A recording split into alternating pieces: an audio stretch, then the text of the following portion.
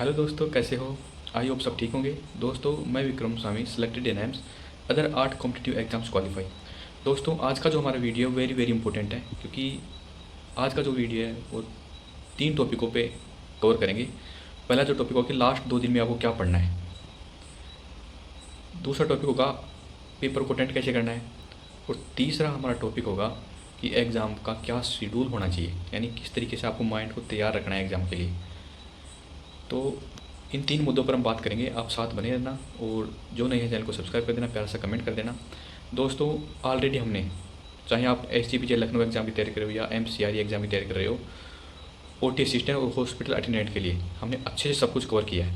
यानी आज तक ऐसा दिन नहीं गया जब हमने एक वीडियो यूट्यूब पे अपलोड नहीं किया हो। हर दिन संडे को भी हमने वीडियो अपलोड किया है, एक भी छुट्टी नहीं की आज तक। और इतना मैटर आपको दिया है कि शायद जो 1000-1500 रुपये में कोर्स बेच रहे हैं, पैसे लेकर बच्चों को पैसे लेकर कोर्स बेच रहे हैं, वो भी शायद इतना नहीं दे रहे, इतना मैटर नहीं दिया होगा उन्होंने जितना मैंने आपको फ्री में उपलब्ध करवाया है।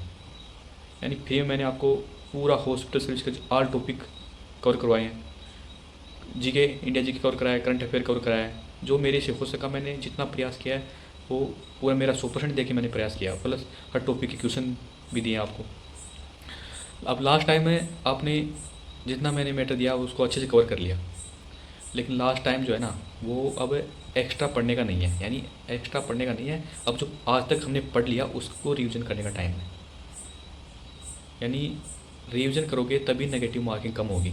अगर पढ़ते जाओगे, आगे से आगे पढ़ते जाओगे, रिवीजन नहीं करोगे, पीछे का बोलते जाओगे, और नेगेटिव मार्किंग ज़्यादा हो जाएगी। लास्ट टाइम में ये बोलोगे कि सर मेरा एक क्वेश्चन गलत नहीं होता तो मेरा सिलेक्शन हो जाता, क्योंकि मैंने देखा है, ये चीज़ देखी है मैंने, पिछली वैकेंसी में मैंने ये चीज़ देखी है।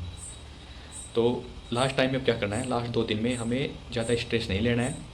ओनली आज तक जो हमने पढ़ा है उसी का रिवीजन मारना है, एक्स्ट्रा नहीं पढ़ना है। पहली बात तो ये, क्योंकि ये कंपटीशन है, ये कोई 10th 12th की एग्ज़ाम नहीं है जिसमें एक फ़िक्स सिलेबस है और उसको पढ़ के आप एग्ज़ाम क्लियर कर सकते हो या पास हो जाओगे। ऐसा इसमें कुछ भी नहीं है। ये कंपटीशन है, इसमें खुद के ऊपर विश्वास करना पड़ेगा। दूसरी बात, जो हॉस्पिटल सर्विस का है उसको आप रिवीजन मार लो। लास्ट टाइम ये है, क्योंकि सबसे ज़्यादा नंबर का क्या आएगा, 75 से 80 नंबर का सबसे ज़्यादा नंबर का हॉस्पिटल सर्विस का आएगा।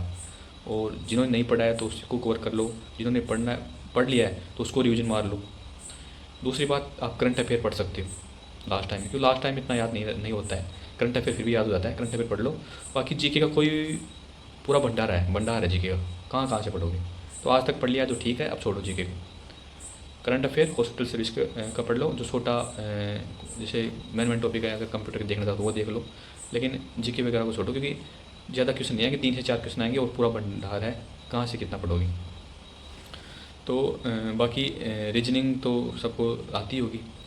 मैथ की शायद मेरे हिसाब से आएंगे तो शायद 2-3 क्वेश्चन आ सकते हैं। तो इस तरीके से आपको लास्ट टाइम पढ़ना है। दूसरी बात मैं आपको बता दूँ कि जिनका भी एग्ज़ाम सेंटर दूर है उनको एक दिन पहले पहुंच जाना वहाँ पे, और टाइम से पहुंच जाना। नहीं लास्ट टाइम में ये बोलो कि 10 मिनट लेट हो गई, 20 मिनट लेट हो गई, और वहाँ गए भी एग्ज़ाम भी नहीं हो पाया।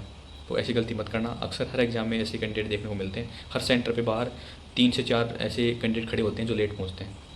तैयारी करते हैं 2-4 महीने, लेकिन 10-15-20 मिनट लेट की वजह से एग्ज़ाम नहीं दे पाते, और पूरी मेहनत के ऊपर पानी फिर जाता है। तो ऐसी गलती मत करना, टाइम से वहाँ सेंटर पे जाना। और ये स्ट्रेस मत लेना कि मेरा वो छूट गया, सबका छूटा है।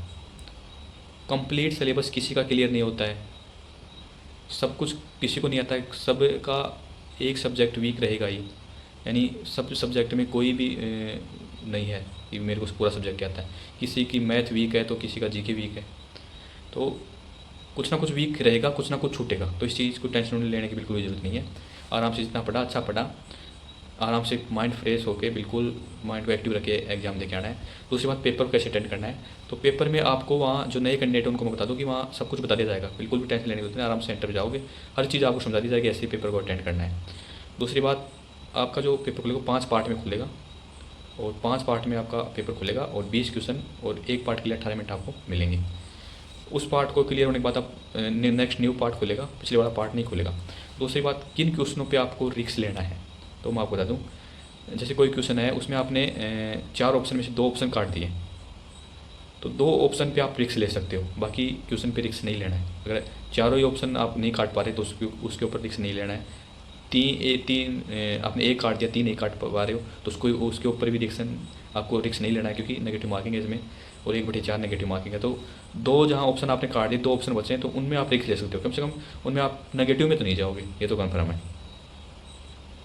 और जो चीज़ें थी मैंने आपको बता दी, और मेरी मेहनत है आपके साथ लास्ट टाइम तक बनी रहेगी। और करंट अफेयर का हमारा रेगुलर चलेगा अब, क्योंकि लास्ट टाइम बचा है, 2 दिन बचे हैं, तो करंट अफेयर ही हम लेके चलेंगे। बाकी हॉस्पिटल सर्विस का ऑलरेडी मैंने पूरा सिलेबस कवर करा रखा है। लास्ट टाइम में रिवीजन मार लो, रिवीजन मार के जो क्वेश्चन है वो एक बार देख लो, क्योंकि उससे क्या नेगेटिव मार्किंग नहीं होगी, और सिलेक्शन ये सब्जेक्ट ही दिलाता है। क्योंकि जीके का कोई पता नहीं कहाँ से डाल देगा।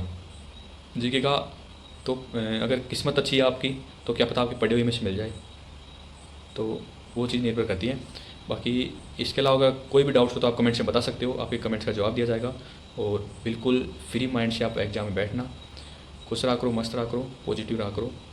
और जो नए हैं चैनल को सब्सक्राइब कर देना, और ज़्यादा से ज़्यादा कैंडिडेट तक ये वीडियो पहुँचाओ, क्योंकि कम से कम जो मिडिल क्लास फैमिली के जो स्टूडेंट हैं वो अच्छे से एग्ज़ाम दे के आएँ।